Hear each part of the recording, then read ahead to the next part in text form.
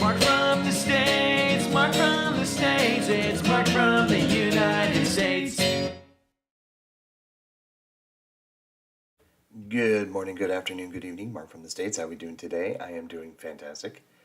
I hope you are as well. Thank you so much for coming. I appreciate each and every one of you. You know that I do. I am just blown away by all the support. It's not even really support. You guys are just coming to hang out, and that's what I love. You know, emails and the comments and the suggestions and just, the criticisms even. I love them all. You guys are great, and man, thank you. Amazing. Today we're going to learn about St. James's Street, the history. So I'm excited to see this. This is obviously one of the places I want to visit when I come to London. Maybe 2025 is what we're shooting for next year. Of course, my son is on his way over. So I'm a little jealous that he gets to get there before me, considering I'm the one who's been wanting to go for God knows how long. But that's just the way it works. So I got to pay for his trip first. Then I can pay for my wife and I's trip. And excited has been just brewing the excitement of wanting to go. And every time I watch these history type videos of places to see, it just adds to it. So thank you. Come sit on this big fake couch. You know the drill. Hopefully we learned something new today. I know I will. Please go support History Guy and his channel like you guys do. It's really important, of course, that we support the original content creators. He is nice enough to let us to watch these videos and learn stuff. And if you've seen it before and you've come back to watch it with me, that is awesome. So, all right, let's do this. Let's get ready for St. James Street. Is it St. James Street or St. James's Street? I think it's St. James's Street. See a little history about it. Let's do it. Hi, I'm the History Guy. Back in July, I was invited by one of my favorite museums to come and visit the United Kingdom, and while I was there, I spent a little bit of time walking around and looking at things, and have been slowly turning those into a travel log that was originally produced exclusively for my patrons on Patreon, but as we've been taking some time off here and there around the holidays, we've been slowly bringing them to you, the YouTube audience. In this third installment in the series, we've made our way from Wales back to London, where we spent an entire travel log on just one short city street. A street with an awful lot of history. If you enjoy, then please consider becoming a patron. Back in July, I was offered the extraordinary opportunity to visit the world-famous Tank Museum in Dorset and film an episode of their series, Top 5 Tanks. That episode has been posted, and if you haven't seen it, head on over to their channel and check it out. But the invitation also gave me an excuse to collect up a couple of friends who are also history buffs and explore a few bits of an island that is steeped in history of all kinds. A week is not nearly enough time to explore Wales, but I was missing Ms. History Guy and the History Cats, and it was time to make our way back home. But first we had an extra couple of days in London, where there's so much to see. And we did manage to find some history that was off the beaten path, or more fairly, on a well-beaten path, but often missed by casual visitors to the city. So let's talk about central London. In the 1530s, Henry VIII built a palace as a smaller residence the king could use to escape court life at what was then the primary royal residence at the Palace of Whitehall. St. James Place. The site for this new palace had previously been a leper hospital dedicated to St. James the Less, and so the new palace was called St. James's Place. While a secondary residence, the palace was important in Tudor times. Queen Mary I died in the palace in 1558, and Elizabeth I often stayed there, including reportedly the night of August 8th, 1588, when she was waiting to see if England would be invaded by the Spanish Armada coming up the English Channel. St. James's Palace was used as a barracks during the Commonwealth, but Charles II restored it after the restoration of the monarchy in 1660. Today, St. James's Palace is still a working palace and the residence of several royals, including Anne, the Princess Royal. In 1662, one of the well-traveled paths leading to St. James' Palace was paved, and that became St. James's Street. It's not a long street. It runs from Piccadilly Street down to the Palace, where it connects to Pall Mall, which runs just a few blocks over to Trafalgar Square. Okay. You can easily walk down to St. James Street from Trafalgar Square. There's a lot to see in the area, and being an ancient city, there's history everywhere you go. The National Gallery and the National Portrait Gallery are just off of Trafalgar Square, and we were planning to visit, but first we wanted to check out a couple of other historical sites of interest. With the end of the austerity of the Commonwealth, the St. James's area, which is now the central district of the city of Westminster, really a borough of London that holds city status, became a fashionable district, and shops were open along the street to cater to the fashionable upper class. The area is still high-end, and being London, some of those original shops still exist. A regular tourist visiting the city might be interested in the shopping on St. James's Street, but it's easy to miss how historic the district really is. For example, D.R. Harris & Company Limited is at 11 St. James's Street. An apothecary shop. You can get fragrances, soaps, shaving, skincare, and hair care products there. It's a lovely shop, well worth a visit, but it is interesting not just because of what it sells, but because what was originally called Harris's Apothecary has been selling those kinds of items at 11 St. James's Street since 1790. Wow. 1790. Holy moly. Jeez.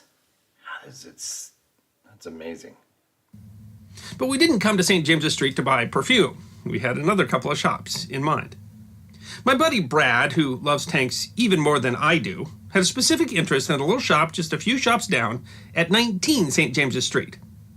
Brad is an aficionado of an activity that likely dates back at least to the 10th century. Brad enjoys a fine cigar. Tobacco was a New World thing, and there is no known record of the actual invention of the cigar. We do know that tobacco was being cultivated and used in the Americas well before the arrival of Europeans.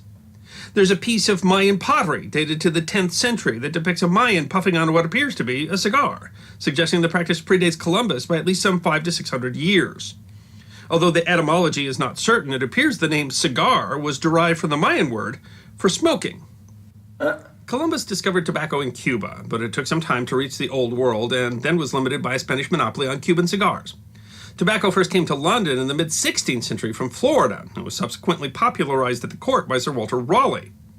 Londoners became so addicted to the stuff that London became known as the smoking capital of the world, and tobacco shops opened all over the country. A man named Robert Lewis opened a tobacco shop in 1787 at 19 St. James Street. Wow.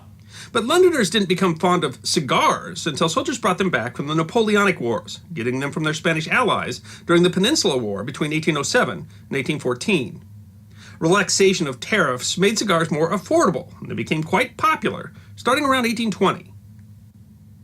The popularity of cigars to Londoners is perhaps best summed up in the 1886 poem The Betrothed by Rudyard Kipling, which concludes, "And a woman is only a woman, but a good cigar is a smoke." James J. Fox opened a tobacco shop in Dublin in 1881. In 1947, his son Freddie Fox opened another shop in London, and in 1992 the company acquired the Robert Lewis shop at 19 St. James Street. Now called J.J. Fox, the shop at 19 St. James Street has been a tobacconist constantly in operation for 232 years. It bills itself as the oldest cigar shop in the world. Dang. That's the sort of place you can find on the streets of London. I love that. James J. Fox, the great British cigar merchant. That is awesome. Well, I'm going to want to visit for sure. That is so cool.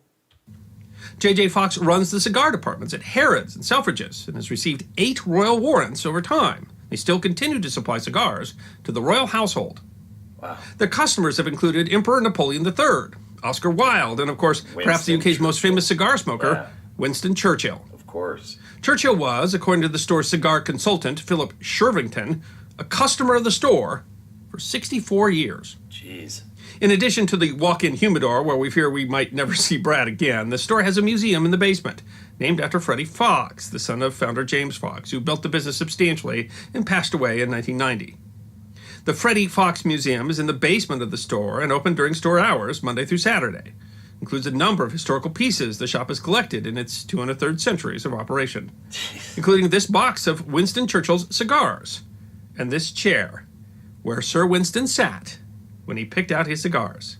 No. Of all the Winston Churchill history in London, this little-known shrine to his famous habit is perhaps one of the most personal. Interestingly, to show how times have changed, J.J. Fox's shop is one of the few public places left in the United Kingdom where you can still legally smoke indoors. But while Brad was oogling Sir Winston cigars, I had another shop in mind. As viewers of the History Guide know, I am a fan of hats. And just a few doors down at 6 St. James Street, you can still buy a bowler hat from the store that invented the bowler hat. The story goes like this. In 1676, during the reign of Charles II, a hatter named Robert Davis opened a hat shop on St. James's Street. 10 years later, a merchant named George Locke imported coffee as well as chocolate and tobacco from the New World, and he sold them from a coffee house he established at 6 St. James Street. In 1747, George's grandson, James Locke, became apprenticed as a hatter to Charles Davis, who was the son of Robert Davis. In 1759, James married Charles Davis's daughter, Mary. Having inherited both the hatter business and his grandfather's coffee shop, James Locke moved the hatting business into the shop at 6 St. James Street, and they have been selling hats at that shop ever since. Locke and Company describes their hat shop as the world's oldest hat shop. Before I continue, we've done a video on this hat shop. Amazing. One of the funner videos that I've seen. It's really good. Go back and look for it if you want to. But yeah, really cool. It's just amazing that they've been there for so long. Just blows my mind. These shops are, some of these shops are older than my country. It's just, like everything over there. I mean, I shouldn't be so surprised, right? I truly am surprised and amazed by the fact that it's the history where you're from is just so old, but because it's everything over there is older than my country, that shouldn't surprise me. But yet, when you think of something that is based on other people having to come and support it to keep it afloat, it's not a castle, it's not a government building or a monument. It's a place of business that needs the public to come in and support it to keep it going, and that's what is amazing. Just the history, the fact that it's been here, and gosh, just imagine who the cigar place and the apothecary and here at Locke & Co. Just the people that they've served over the years, and it's mind-boggling. It's crazy. It's awesome, is what it is. It's really cool. It's really cool. And the shop is still owned by descendants of James Locke. Okay, let me gush a bit. This is not just a hat shop. It is history. Horatio Nelson bought his famous bicorn hat, or cocked hat and cockade 7 1/8 full, from this shop. Nelson, famously fond of a fancy uniform, was recorded visiting the shop in September of 1805 when he settled his accounts. The next month, on October 21st, Nelson was killed in the monumental Battle of Trafalgar. The statue of Nelson on top of a column, which dominates the famous square named after that battle and not far from the Locke & Company shop, portrays Nelson wearing that hat. In 1849, Edward Coke, the younger brother of the Earl of Leicester, went to Locke & Company to request a type of hat be made for the gamekeepers on his brother's estate. Locke & Company has sold the hat ever since. They call it the Coke hat, after the man for whom it was designed, although it is more popularly called a bowler. In 1882, author Oscar Wilde bought his famous black fedora at Locke & Company, but because of his imprisonment in 1895, he was unable to settle his bill. When Winston Churchill was married to Clementine Hosier in 1908, he was wearing a silk top hat made by Locke & Company. He later bought his famous Homburg and Cambridge hats at Locke & Company. He's often photographed in Locke & Company hats, smoking cigars that he likely bought at what was still then the Lewis Tobacconist shop, just down the street. That's so great. In the 1930s, Douglas Fairbanks Jr. rented the room above the shop. His estate included several Locke & Company hats. It is a little-known bit of history that His Majesty George VI, by the grace of God of Great Britain, Ireland, and the British dominions beyond the seas, King, Defender of the Faith, and Emperor of India, had a really big head. I don't mean ego, although with a title like that, that may have at least somewhat been the case, but like physically. He had a large head. That was a problem when his daughter, Elizabeth II, by the grace of God of the United Kingdom of Great Britain and Northern Ireland, and of her other realms and territories, Queen, head of the Commonwealth, defender of the faith, was crowned on June 2nd, 1953, because the actual crown, called the Imperial State Crown, was too big for her head. The crown is part of the crown jewels, and most anything dealing with the crown is worn by a jeweler, in this case by the crown jewelers Garrard and Company, but sizing headwear is a Lock and Company speciality, and they worked with Garrard and Company to create the fitments for Elizabeth II. The wooden block representing her head still sits in the back of the shop. Oh, man. All right, I am sold. I cannot afford one of those hats, I'm sure, from Lock and Company, but you just got to go in, right? Hopefully I assume they allow you to just kind of go in and cruise around, but oh, that is so cool. Dang. When John and Jackie Kennedy visited London in 1961, Mrs. Kennedy bought a riding hat from Lock and Company. Today, Lock and Company holds royal warrants from the Prince of Wales and the Duke of Edinburgh, and British royals are still often seen wearing Lock and Company hats. Cool. It is difficult to overstate the history of this more than 340-year-old family-owned business. When you think of a hatter, you quite likely think of a particular hatter, a character in Lewis Carroll's 1865 children's work, The Adventures of Alice in Wonderland. If an author was going to base a character on a hatter, where else would they go but to Lock and Company? James Benning, the Lock and Company shop manager at the time, was said to be the inspiration for the character of the Mad Hatter. Really? So there I was in front of the world's oldest hat shop, and I really came down because I wanted to take a picture, but I was determined not to go inside because I was afraid if I went inside Lock and Company, I would feel compelled to buy a hat. And while that sounds very cool, it seemed like such an extravagance to spend 500 to 1,000 quid on a hat in a time when people don't really wear hats anymore, except for maybe ball caps. I mean, I didn't need a new hat, really. I didn't. So let me tell you what it's like to buy a hat from Lock and Company. This fellow, whose name is James, is a master hatter, which is a title you rarely think about, but if you're buying a hat from Lock and Company, you'll definitely want the services of a master hatter. Lock and Company has quite a number of classic designs, but I went for the Coke hat because, they invented the thing, and it is, I am told, an ageless style. James explained that one with a lower crown, like the one that Alan Pinkerton was photographed wearing, actually cost more because that's a custom design, but I was really looking for the classic style anyway. Wow. The Coke hat, or bowler, is not a soft cap, but a hard hat. That means that properly fitting the hat is more than just a matter of finding the hat size. For a soft hat, you can just run a measuring tape around your head, but for hats that are stiffer, the hat fits much better if it is conformed to the exact shape of your head. In 1852, the French company Ali Millard patented a device called a conformateur, which, along with its partner, the 4 million, allows the hatter to customize the hat to fit the unique shape of your head. James told me that no better device for the purpose has ever been invented. The conformateur is placed on your head, and the fingers of the gizmo are pressed around your head. Each of the fingers is attached to a pin at the top of the conformateur, and moving the fingers moves the pin. The pins press together and create an exact replica of the shape of your head, and a piece of paper is pressed over them, creating a sort of punch card of the exact and surprisingly weird shape of your head. That is such a medieval torture device looking contraption for sure.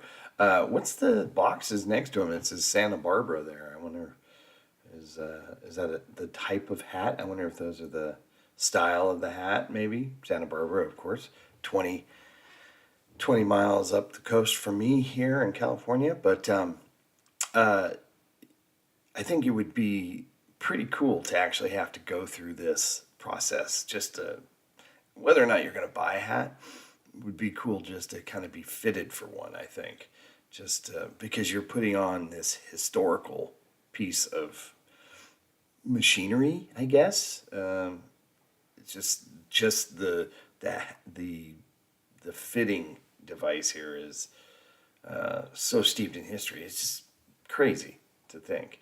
This is kind of turning into a hat, the Lock and Company hat video again, but so cool to see more of it, though, for sure. That shape is cut out and placed in the formilion. It's important to keep the center line straight. The nuts on the formilion are loosened and adjusted to meet the shape we got from the conformateur.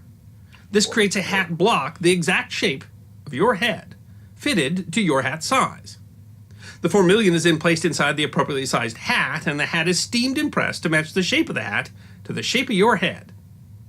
While James was steaming my hat, I got to look at the walls of the room in the back, where the store has framed the head shapes of famous people who have bought their hats here. Like this one. Oh, that's weird. Charlie Chaplin. I was very shape. disappointed. They didn't ask me to sign my little paper head shape thing. I guess I'm just not important enough to be put on that wall of fame. Just yet.